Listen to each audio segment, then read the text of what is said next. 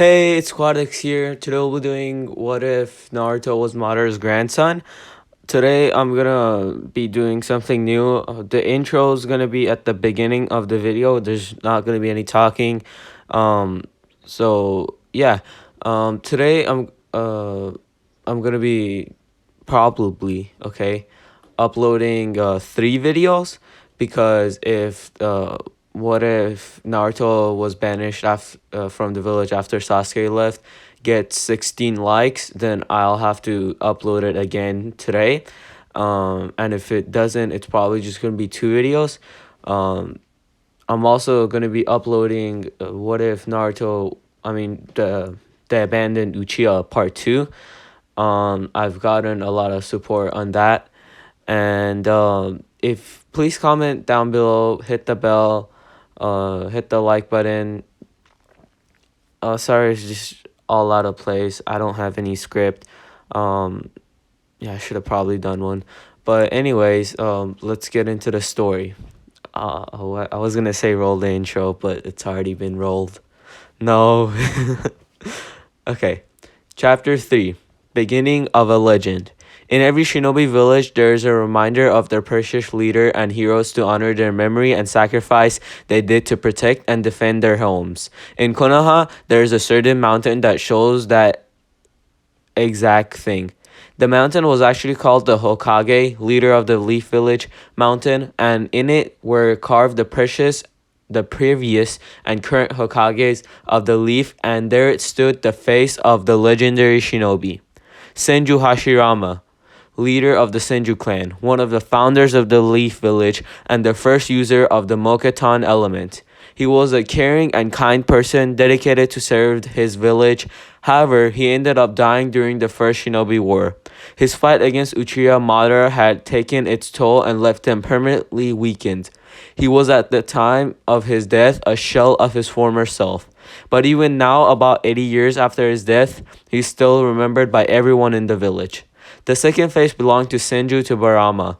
He was Hashirama's younger brother and became Hokage after his brother's death. He too was a very strong shinobi. In fact, each of the Hokage was hailed as the strongest shinobi of their time. Tobirama was known for his extremely high water affinity that allowed him to use high rank moves in places without water by condensing the air around him. He too lost his life fighting in the second. Oh, that was a weird sneeze. I'm sorry if that was loud. Uh, um, yeah, I'm sorry. He too lost his life fighting in the Second Shinobi War, but before his death, he appointed Hiruzen Sarutobi, one of his students, as the Sandaime Hokage. The third face on the monument was Sarutobi Hiruzen of the Sarutobi clan, known for their monkey summoning and extreme skill in taijutsu.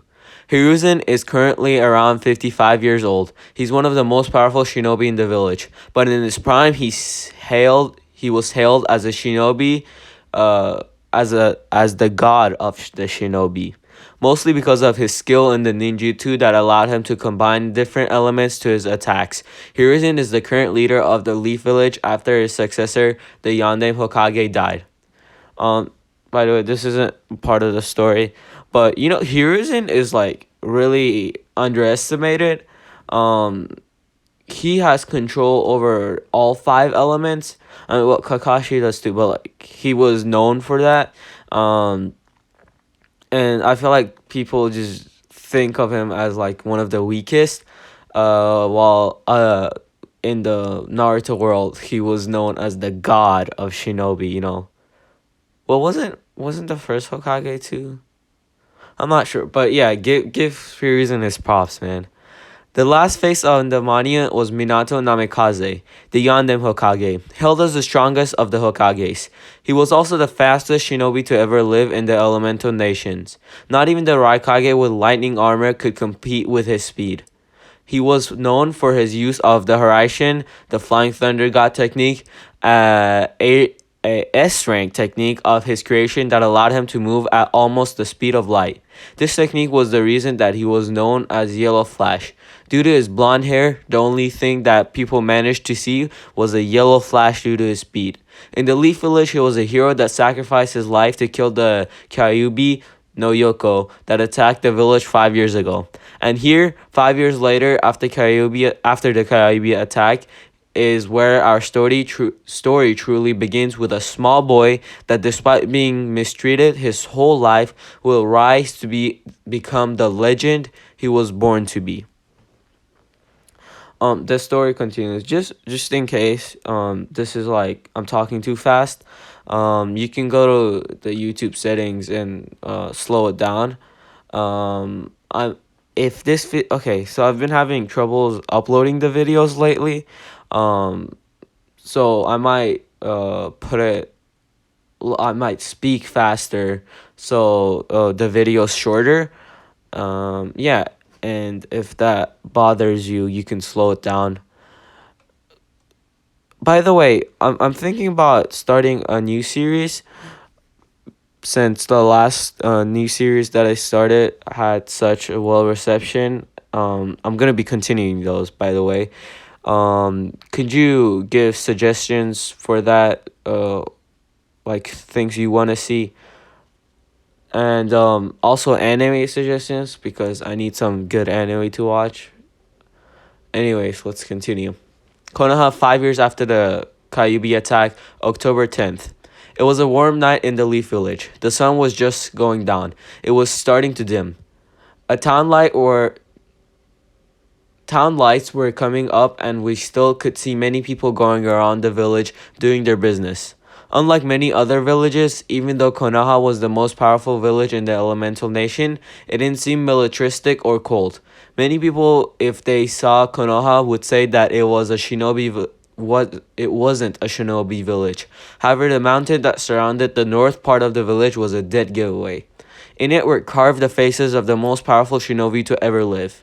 It was October 10th. The village was covered in decorations and celebrating the defeat of the Kyuubi that attacked 5 years ago. Everyone in the village was happy. It were times of peace. The wars were long forgotten, but not the hate and pain of many that were lost. Although everyone seemed happy, one particular kid was very sad and alone. Uzumaki Naruto was an orphan of the Kyuubi attack.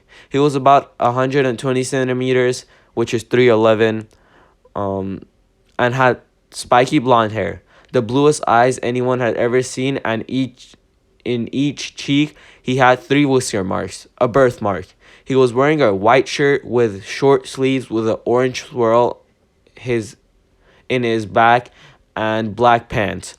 Despite being what appeared to be a normal child, Naruto was hated and despised by most of the village. He was a painful reminder of the Kyuubi attack.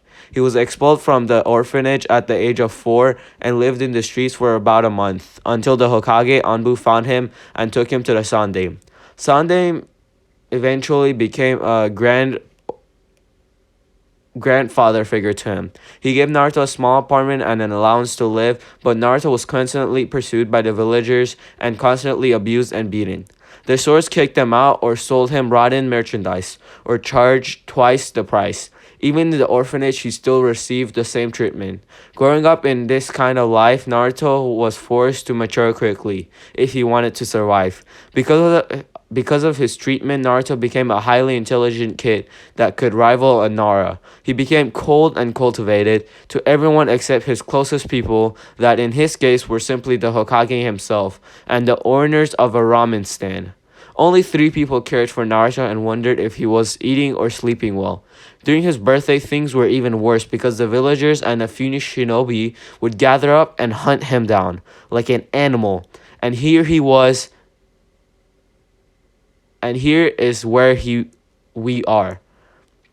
A scared kid was running through the streets of Konoha trying his best to avoid the villagers and shinobi in hot pursuit. The villagers were shouting, "Die, demon! Get him! Finish what the Yondaime started." Naruto wondered what he ever did to deserve such treatment and a harsh life. "Stop, please! Would I ever do to any of you?" asked Naruto, running as fast as he could. His legs started to give away. "Oh, please, you know very well what you did. You killed my brother and my father," shouted one of the villagers as he threw an empty bottle. "We will finish what the Yondaime started and kill the demon," the villagers said as the others supported him. Naruto kept running until he looked behind to his pursuers and noticed that a couple of them appeared to be Chunin. Even though Naruto was a stamina freak, a 5-year-old couldn't compete with the speed of a Chunin. The Chunin was quickly closing the distance between him and Naruto. He took out a kunai and did a horizontal slash. Naruto seeing the kunai that was most likely going to kill him if he didn't duck. He was there's a grammar error. I think as he ducked, he noticed that time appeared to be slowing down. After dodging the slash, he unwittingly channeled chakra to his legs, trying to jump over a fence to get away.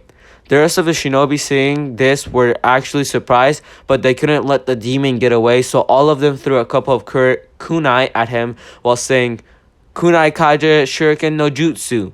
The kunai multiplied to 15 and were going fast at Naruto. Naruto, knowing that he couldn't dodge them all in mid-air, started observing them and calculating the best way to avoid them. It was then that it happened. His vision suddenly became clearer, and the incoming kunai seemed to almost stop. Just by looking at them, he could see where they would land. Reacting to his instincts, Naruto quickly caught on a kunai with his hand and started deflecting all of them except one that managed to pass his defense and hit his shoulder. He cried out in pain but managed to get over the fence and to safety. He pulled the kunai out of his shoulder and noticed that the wound was already closing. "I wonder why I'm the only person to heal this fast," he asked himself while walking through the village. Hidden in the shadows to avoid the villagers, but he quickly noticed that his vision was different. It was black and white. He could see people with a blue flame inside of them that surrounded their body. He tried to push his eyes to see better, and suddenly he passed out in the valley. The stress and exhaustion of running and taking a kunai to the shoulder was too much. Naruto's mindscape. Naruto woke up in what it seemed to be a sewer. There were pipes in every wall and the floor was filled with water with about 220 centimeters in height, 8 inches. He wandered through the endless wondering where he was when he heard a soft male voice calling him. "Follow my voice," the strange voice said. Naruto didn't know him but was drawn to his voice. After walking for a couple of minutes, Naruto found himself staring at a big iron door with vertical bars. The middle of the door, it was a small paper with a kanji for seal. He looked inside the cage but it seemed empty. "Hello there, Naruto," said the voice. Naruto jumped back, surprised, and noticed a man leaning in the sewer wall outside of the cage. Naruto observed the man carefully. The man was about 190 centimeters in height, 6'2". He had spiky blonde hair with 2 bangs that framed his face, and he had blue eyes. He was wearing a full body blue suit and standard Jonin flak jacket. He was also wearing a white cape with red flames, and it had the kanji for Yondaime Hokage. Yondaime Hokage? Asked Naruto. He knew very well what happened 5 years ago. He knew that the Yondaime died to kill the Kyuubi. He was a hero.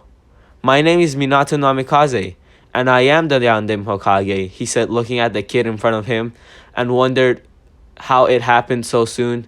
Naruto seemed 5 at the most.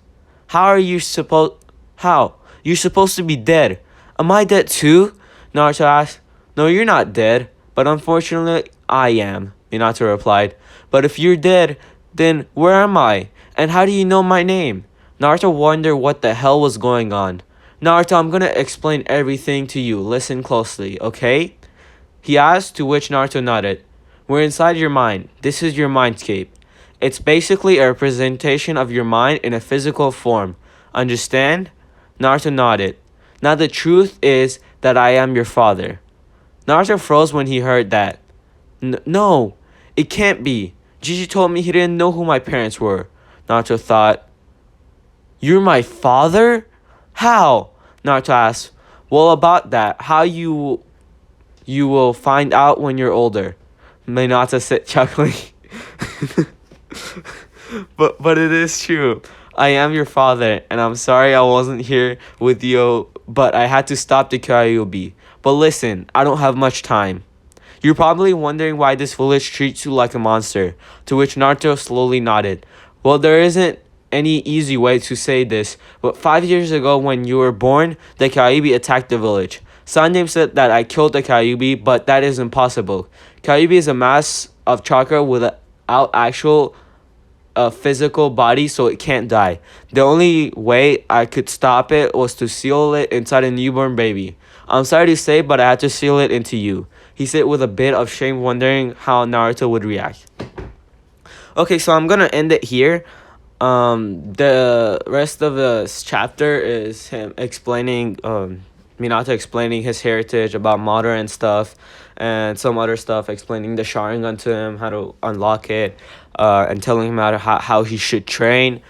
Okay, so this, what if Naruto was Madara's grandson, hasn't really been getting a lot of support. Um, if you guys like this series and want to see me continue it, I'm gonna need you guys to hit the like button and comment down below.